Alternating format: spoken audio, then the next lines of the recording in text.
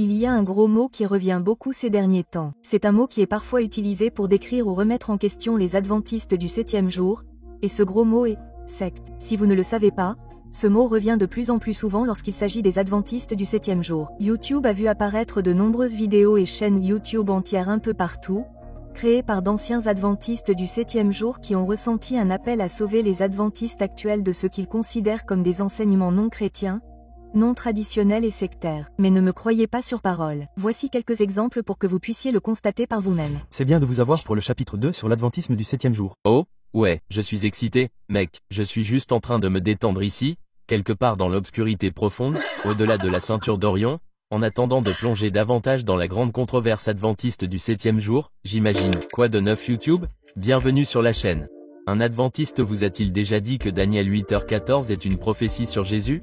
Pas seulement ça, mais que c'est une prophétie temporelle concernant une période de temps au cours de laquelle quelque chose va commencer. Si vous ne l'avez pas fait, maintenant vous le savez. C'est un enseignement fondamental de l'adventisme du 7e jour. Si cela échoue, tout le système s'effondre. Salut les amis, c'est le Dr Alan Davis. Cela a été un fardeau sur mon cœur de dire à de nombreuses personnes qui se posaient des questions, à des personnes qui m'ont demandé pourquoi j'avais quitté l'adventisme du 7e jour. En substance, l'adventisme du 7e jour tient ou tombe sur deux questions prédominantes. L'une d'elles étant le jugement investigatif et l'autre la nature prophétique de L.G. White. Si l'un de ces sondages échoue, eh bien l'autre ne tient plus.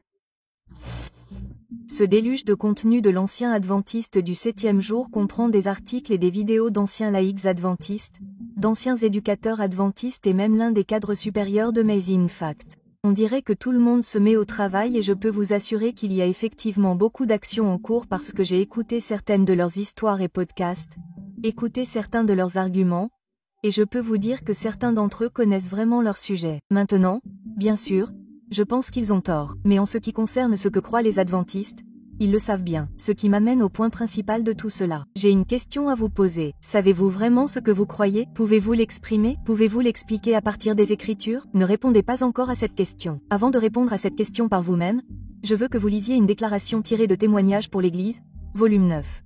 Il est écrit, « Lorsque le temps de l'épreuve viendra, il y aura des hommes qui prêchent maintenant aux autres et qui découvriront, en examinant les positions qu'ils défendent, qu'il y a beaucoup de choses pour lesquelles ils ne peuvent donner aucune raison satisfaisante. Avant d'être ainsi mis à l'épreuve, ils ne connaissaient pas leur grande ignorance, et nombreux sont ceux dans l'Église qui tiennent pour acquis qu'ils comprennent ce qu'ils croient. Mais tant qu'une controverse n'éclate pas, ils ne connaissent pas leur faiblesse.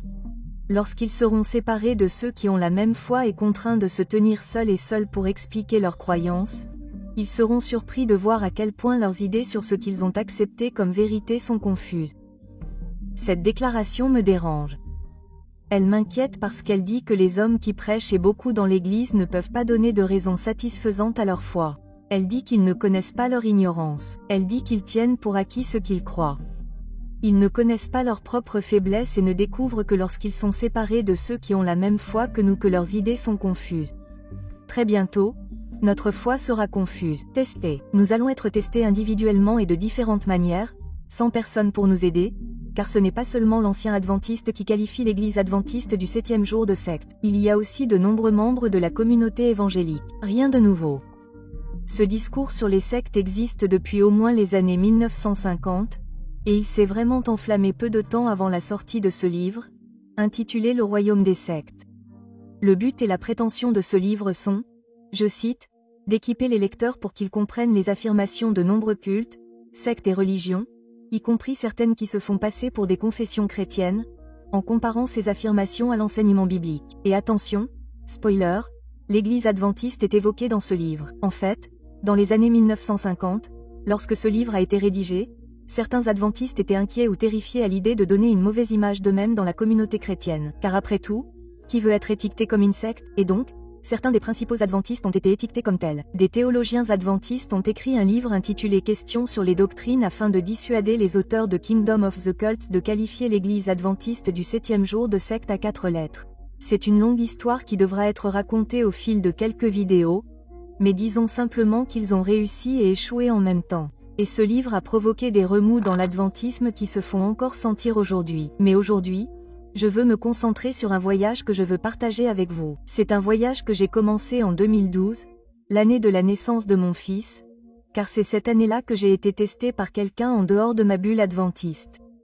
Et lorsque j'ai été mis au défi, j'ai très vite compris que je prêchais aux autres et que je ne réalisais pas que j'étais faible, ignorant et confus. Vous savez, tout ce que j'ai lu de cette citation dans Témoignages, volume 5. J'ai l'intention de vous raconter cette histoire et de vous expliquer comment j'ai compris cela. Mais pas maintenant, je n'ai pas assez de temps pour le faire. Faites-le aujourd'hui. Aujourd'hui, je veux vous inviter à vous mettre au défi. Je veux vous inviter à repartir de zéro et à comprendre pourquoi vous croyez ce que vous croyez. Et puis je veux vous inviter à partager ce voyage avec d'autres, adventistes et non adventistes. Et voici comment je veux que vous fassiez cela. Sur cette chaîne, Midnight Cry Media, nous allons examiner les doctrines adventistes distinctives qui poussent les gens à continuer de qualifier les adventistes du 7e jour de secte. Nous allons écouter leurs questions et leurs arguments sans nous énerver, être impolis ou sur la défensive, et avec la pleine confiance que la vérité se tiendra toujours d'elle-même.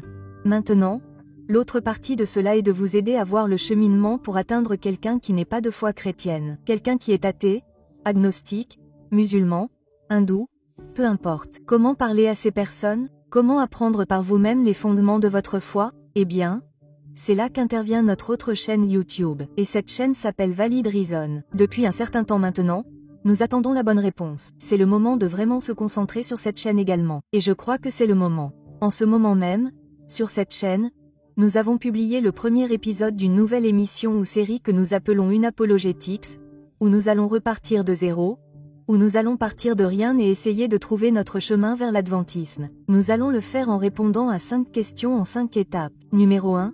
Dieu existe-t-il? Numéro 2. Quel Dieu est le vrai Dieu? Numéro 3. Devrions-nous être juifs ou chrétiens? Numéro 4. Devrions-nous être catholiques ou protestants? Et enfin, numéro 5. Quelle confession chrétienne devrions-nous rejoindre? Comme je l'ai dit, le but de la chaîne Valid Reason est de servir d'outil d'évangélisation principalement pour atteindre les non-croyants, mais en réalité, elle s'adresse à tout le monde. J'ai donc mis un lien vers le premier épisode d'Unapologetics dans la description ci-dessous. Et je veux vous inviter à jeter un œil à cet épisode. Et si vous êtes béni par lui et que vous vous sentez à l'aise pour le partager, alors je veux que vous commenciez à le partager avec d'autres chrétiens et non chrétiens. Et puis, faire avec d'autres chrétiens et non chrétiens. Et puis, je veux que vous commenciez à le faire. Alerte spoiler. Nous commençons le voyage en jetant un œil au récent documentaire Netflix sur la catastrophe de Waco, au Texas, avec les Davidiens de la branche. Je vous suggère donc vivement d'y jeter un œil. Je vous invite également à rester à l'écoute de cette chaîne, car nous nous préparons à plonger dans le royaume des sectes, les questions sur les doctrines et bien d'autres sujets qui doivent être abordés. Si vous êtes nouveau sur cette chaîne, n'oubliez pas de vous abonner et de la partager avec d'autres si vous trouvez que ce que nous faisons est utile alors que nous continuons à développer cette communauté. Et n'oubliez pas de consulter la description ci-dessous pour l'épisode 1 d'Unapologetics sur notre chaîne Valid Reason. Et n'oubliez pas de garder cela à l'esprit. Tout le monde a une croyance, mais tout le monde n'a pas de raison valable pour ce qu'il croit. J'espère vous revoir bientôt. Que Dieu vous bénisse.